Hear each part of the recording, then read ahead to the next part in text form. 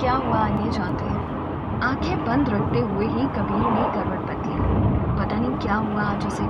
उठने में इतना ज़्यादा आलस आ रहा था जैसे कि कोई अलग ही तरह की मदहोशी छाई हो। उसका मिजाज भी आज काफ़ी खुशनुमा था। बेड पर पड़े पड़े आंखें बंद किए हुए ही उसने सोचा, ये एहसास आज से पहले मुझे कभी नहीं हुआ था। फाइनली कबीर ने धीरे से अपनी आंखें खोली। सामने काव्या किसी बच्ची के जैसे बड़े ही सुकून से सो रही थी। उसके रेशमी बालों से उसका आधा चेहरा ढका हुआ था। उसे ऐसे सोता हुआ देख अपने आप ही कबीर के चेहरे पर एक मुस्कुराहट आ गई। उसके चेहरे पर बिखरे बालों को अपनी उंगलियों से हटाते हुए कबीर ऑलमोस्ट उसके माथे को चूमने ही वाला था कि तभी अचानक से उसे बहुत बड़ा झटका लगा। ये कौन है? एक झटके में बेड से उतर के हैरानी से कबीर बेड पर सोई हुई उस अनजान लड़की की तरफ देखने लगा और ये याद करने की कोशिश करने लगा कि ये लड़की यहाँ पे कैसे आई। सिर्फ यही नहीं, कबीर इस बात से भी हैरान और परेशान था कि वो अपने कमरे में नहीं बल्कि किसी अनजान जगह पर था। हड़बड़ाते हुए उसने अपने हाथों को और अपनी शर्टलेस बॉडी को ध्यान से देखा। ऐसा लग रहा था कि जैसे वो अपनी बॉडी पर कुछ ढूंढने की कोशिश कर रहा था। कबीर को अपना सर बहुत भारी लग रहा था और जैसे ही उसकी नज़र दीवार पे टंगे हुए फैंसी वॉल क्लॉक पे पड़ी, उसे याद आया कि आज उसकी एक बहुत इम्पॉर्टेंट बिजनेस मीटिंग थी। मीटिंग सुबह 9 बजे की थी और अब घड़ी में 10:30 बज रहे थे। कबीर के चेहरे का रंग धीरे धीरे चेंज होने लगा। वहीं इन सब से अनजान श्रेया अभी भी आराम से मखमली चादर ओढ़े सो रही थी। उसके चेहरे को देखकर साफ पता चल रहा था कि वो कोई खूबसूरत सपना देख रही थी। और तभी अचानक से अपनी सांसों को संभालने की कोशिश करते हुए श्रेया उठ के बैठ गई। एक पल के लिए उसे कुछ समझ में नहीं आया कि अभी क्या हुआ। जब श्रेया होश में आई तो एक अनजान इंसान हाथ में खाली बकेट लिए गुस्से में उसे घूरे जा रहा था। श्रेया पूरी तरह से गीली हो चुकी थी और श्रेया अब समझ गई कि उसी इंसान ने उस पर पानी फेंका था। पर क्यों? कबीर ने कहा, get dressed, you better have a good explanation for this. और गुस्से में वो बाथरूम के अंदर चला गया। श्रेया शॉक में उस अनजान आदमी को जाते हुए देख रही थी और सडनली उसने ये नोटिस किया कि उसके शरीर पर एक भी कपड़ा नहीं था। श्रेया के मुंह से ऑलमोस्ट चीख निकलने ही वाली थी, लेकिन भगवान का शुक्र था कि एटलीस्ट ब्लैंकेट से उसने अपने आप को ढक के रखा था।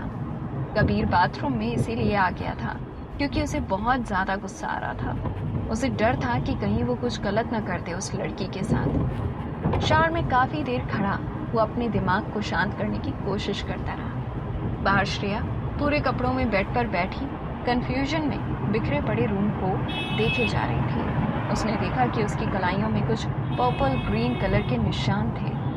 पता नहीं कौन है ये इंसान और क्या चाहता है। इससे पहले कि वो कोई बहुत बड़ी मुसीबत में फंसे, अच्छा यही होगा कि उसके बाथरूम से निकलने से पहले ही श्रेया यहाँ से निकल जाए। श्रेया दरवाज़ा खोलने ही वाली थी कि कबीर ने उसका हाथ पीछे से पकड़ लिया और उसे अपनी तरफ खींच लिया। श्रेया दर्द से कराहते हुए गुस्से में बोली, leave my hand and let me go. Kabir ने अपने सख्त हाथ से उसे अपने और करीब खींच लिया। वो अपने गुस्से को जैसे कंट्रोल ही नहीं कर पा रहा था। श्रेया एक पल के लिए सिहर उठी, लेकिन कबीर की इस बदतमीजी के बावजूद भी वो कुछ पल के लिए डिस्ट्रैक्ट हो गई। कसूर कबीर की निगाहों का था। वैसे तो उसके हल्के बिखरे बाल और फुल बेयर्ड लुक ही काफ़ी था किसी भी लड़की को घायल करने के लिए, लेकिन उसकी आंखें वो इतनी गहरी थी कि कोई इनमें एक बार डूब जाए वो वहाँ से निकल ना पाए। किसने भेजा तुम्हें? कबीर ने दांत पीसते हुए पूछा और तब श्रेया होश में आई। आंखें भले ही मासूम हो लेकिन इंसान किसी जल्लाद से कम नहीं है। इतना गुरूर, इतना घमंड किस बात का? हाँ, आराम से बात नहीं कर सकता क्या ये इंसान? श्रेया ने मन में सोचा। बोलो, मेरी कौन सी राइवल कंपनी ने भेजा है तुम्हें? कबीर ने गुस्से में पूछा। क्या क्या बोल रहे हो तुम? मैं जानती भी नहीं हूँ तुम्हें। श्रेया परेशान हो रही थी। झूठ बोल रही हो तुम। तुम्हारी हिम्मत कैसे हुई मुझे ड्रग्स देने की? ड्रग्स?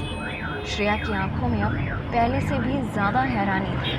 अपने इस मासूम चेहरे से तुम किसी और को बेवकूफ़ बना सकते हो, लेकिन कबीर कपूर को नहीं। इसलिए बेहतर होगा कि तुम मुझे सब सच बता दो। क्योंकि बिना सच बताए तुम यहाँ से हिल भी नहीं सकती हो। श्रेया को अब ज़्यादा दर्द महसूस हो रहा था क्योंकि कबीर ने उसे काफ़ी ज़ोर से पकड़ रखा था, लेकिन सच में श्रेया को याद तक नहीं था कि वो इस कमरे तक कैसे पहुंची। श्रेया एक स्ट्रगलिंग एक्टर थी। अभी 2 दिन पहले ही उसने एक बहुत बड़ी अपॉर्चुनिटी खो दी थी।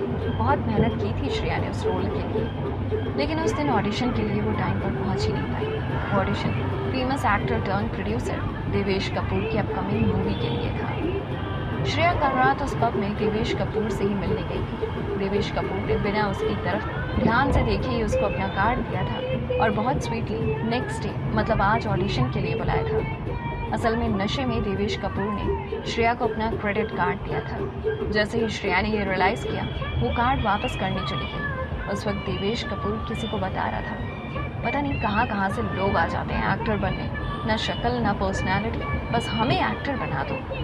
डूड, शक्ल नहीं तो कम से कम अकल ही यूज़ कर लो, ढंग के कपड़े ही पहन लो, कम से कम लोगों की नज़र में आने के काबिल तो बनो।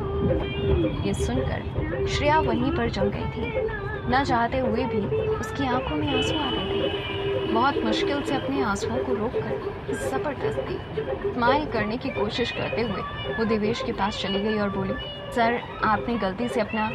लेकिन देवेश ने उसे अपनी बात कंप्लीट करने का मौका ही नहीं दिया और उस पर चिल्ला दिया, तुम स्ट्रगलर्स को बिल्कुल भी पेशेंस नहीं है ना? जब बोला है कि तुम्हारा कल सुबह ऑडिशन हो जाएगा तो हो जाएगा। एक पल के लिए पूरा पब शांत हो गया। सब श्रेया को ही देख रहे थे और श्रेया शर्म के मारे वहीं सिर झुकाए खड़ी रही। लेकिन देवेश कपूर चुप होने का नाम ही नहीं ले रहा था। जिल्लत और आंसुओं के साथ उसका कार्ड रख के श्रेया चुपचाप वहाँ से चली गई। पब के बैकयार्ड में अपनी किस्मत को कोस कोस के श्रेया रोए जा रही थी कि तभी किसी ने उसकी तरफ एक टिश्यू बॉक्स आगे किया। श्रेया ने बिना उस आदमी की तरफ देखे टिश्यू ले लिया।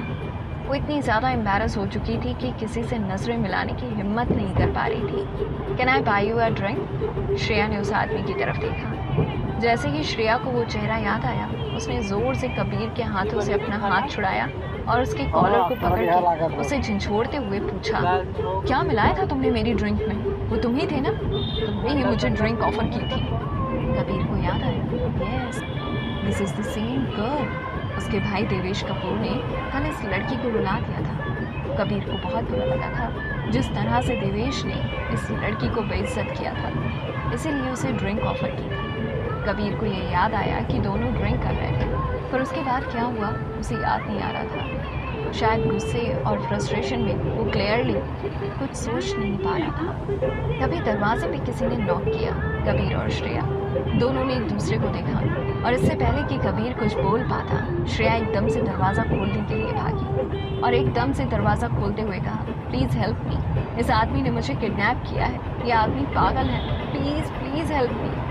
श्रेया की बातें सुन के कबीर को और भी गुस्सा आने लगा, लेकिन जैसे ही वो आगे आया वो शॉक्ड रह गया। दरवाजे पे स्टाइलिश सोफिस्टिकेटेड औरत खड़ी थी। मॉम? कबीर के मुंह से अपने आप निकल गया और श्रेया वहीं पर जम गई। अब उसे नहीं पता था कि उसे क्या करना चाहिए। कबीर की माँ कमरे के अंदर आई और सदमे में बिखरे हुए बेड और पूरे कमरे को देखने लगी। रूम की हालत देख के किसी को भी समझ आ जाएगा कि कल रात इस कमरे में क्या हुआ था। कबीर शर्म के मारे अपनी माँ की तरफ देख भी नहीं पा रहा था। वो जानता था कि उसकी माँ उसे लेके कितना प्राउड फील करती थी। ये सब देखकर तो उनका दिल ही टूट गया था। कबीर ने बिना नज़रें मिलाए ही कहा, mom I can explain everything. आप जैसा समझ रही हैं वैसा कुछ भी नहीं है। आप प्लीज़ अभी यहाँ से जाइए, मैं थोड़ी देर में घर आकर आपको सब समझाता हूँ। कविता कपूर के चेहरे पर कोई एक्सप्रेशन नहीं था। शायद शर्म और गुस्से में वो भूल गई थी कि उन्हें कैसे रिएक्ट करना चाहिए। धीमी आवाज़ में उन्होंने बाहर खड़े कबीर के मैनेजर रजत को बुलाया और कहा, इस लड़की को उसके घर छोड़ के आओ। मॉम आप प्लीज़ इन सब में मत पड़िए, I will explain everything. Kabir को अपनी बात पूरी करने का मौका ना देते हुए कविता ने रजत से फिर से कहा, तुमने सुना नहीं मैंने क्या कहा? इट्स ओके, उसकी कोई ज़रूरत नहीं है, मैं खुद चली जाऊंगी। श्रेया ने कहा, नहीं अब से तुम मेरी जिम्मेदारी हो, मुझे थोड़ा वक्त दो। आई प्रॉमिस यू तुम्हारे साथ मैं कुछ गलत नहीं होने दूंगी। श्रेया कुछ बोलने ही वाली थी पर मिसेस कविता ने उसे भी कुछ बोलने का मौका नहीं दिया और रजत उसे वहाँ से लेकर चला गया। मॉम, आपको पता नहीं है इस घटिया लड़की ने मेरे साथ क्या किया है। आप प्लीज़ इस मामले से दूर रहिए, आपको नहीं पता कुछ भी। कबीर ने गुस्से में कहा। शादी कर लो इस लड़की से कबीर, मिसेस कविता ने सीरियस होकर कहा। कबीर जानता था कि उसकी माँ यही कहेंगी। आपको अच्छे से पता है मॉम कि ऐसा कुछ भी नहीं होने वाला है, लेकिन मैं हैरान इस बात से हूँ कि आप अपने बेटे को नहीं, एक अनजान लड़की को सपोर्ट कर रही हैं जिसका नाम ठिकाना कुछ भी पता नहीं है। उसका नाम श्रेया है, 21 साल की है। वो सिंघानिया ग्रुप के CEO मिस्टर उदय सिंघानिया की नाजायज़ बेटी है। उसकी 2 बड़ी बहन और एक छोटा भाई है।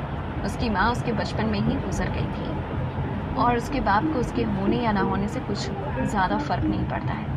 वो रहती तो सिंघानिया हाउस में ही है, लेकिन वहाँ के नौकरों से भी ज़्यादा बदतर हाल में है। मिसेस कविता ने हल्की सी सांस ली और फिर कबीर से पूछा, और कुछ जानना है तुम्हें श्रेया के बारे में? मॉम, आपको पता है मैं उस लड़की से शादी नहीं करने वाला हूँ, और क्यों नहीं करूँगा आपको ये भी पता है। हाँ बिल्कुल पता है मुझे, काव्या की वजह से। हमेशा की तरह मैं तुम्हें आज भी बता रही हूँ, वो लड़की तुम्हारे लिए सही नहीं है बेटा, और ये तो तुम्हें भी पता है कि तुम्हारे और काव्या के बीच में कुछ नहीं हो सकता है। इतने सालों से तुम दोनों साथ में हो, लेकिन तुम उसे छू भी नहीं पाते हो। मॉम, दैट्स एनफ, कबीर ने उनकी बात बीच में काटते हुए कहा। लेकिन इस वक्त मिसेस कविता की आंखों में एक अलग ही चमक। वो गुस्से में बोली, no Kabir, that's not enough. क्या तुम्हें कुछ दिख नहीं रहा है? ये लड़की तुम्हारी बीमारी का इलाज है। मॉम, फॉर गॉड सेक, उस लड़की ने मेरी ड्रिंक में ड्रग्स मिलाया था, और ये कोई मामूली ड्रग्स नहीं था, कुछ बहुत ही स्ट्रांग था। मेरा सिर अभी भी भारी है बहुत, कबीर ने कहा। मिसेस कविता ने उसकी तरफ देखा और बोला, तुम्हें क्या लगता है बेटा, मैंने तुम पर कभी कोई ड्रग्स ट्राई नहीं किया था?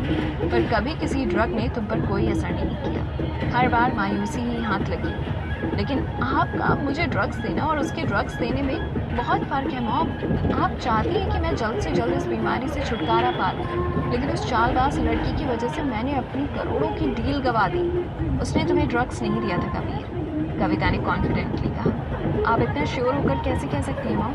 क्योंकि वो ड्रग्स मैंने दिया था तुम दोनों को। और ये कहते वक्त मिसेस कविता के चेहरे पर कोई अफसोस या पछतावा नहीं था।